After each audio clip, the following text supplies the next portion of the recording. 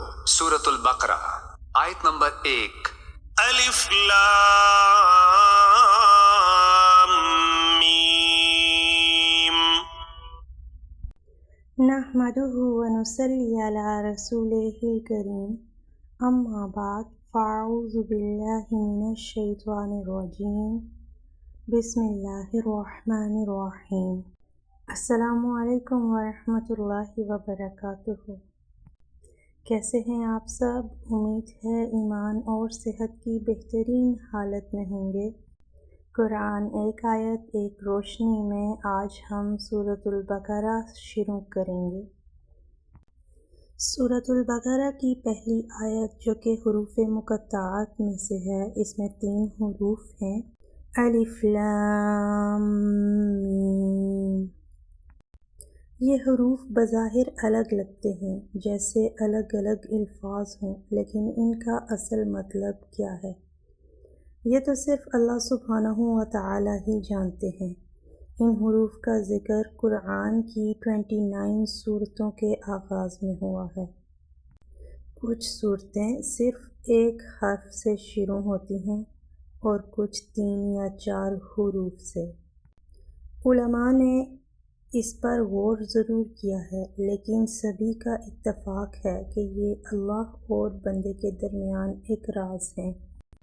ہم ان کا مطلب نہیں جانتے، لیکن ایک سچ جانتے ہیں کہ یہ اللہ سبحانہ و تعالی کی طرف سے نازل شدہ ہیں، اور ہر حرف ہمارے لیے نور اور برکت کا ذریعہ ہے۔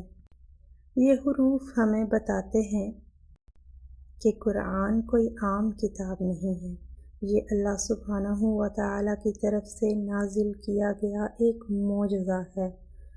اس میں ہر چیز علم اور حکمت سے لبریز ہے، چاہے ہم اسے سمجھیں یا نہ سمجھیں۔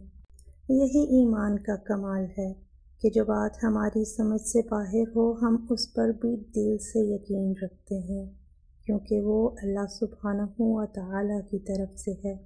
تو آج سے جب آپ الف لام میم سنیں تو رک کر سوچیں، یہ وہ کلام ہے جس کا ہر لفظ اللہ سبحانہ و تعالی کا راز ہے، اور میں خوش نصیب ہوں کہ مجھے یہ سننے سمجھنے کا موقع ملا۔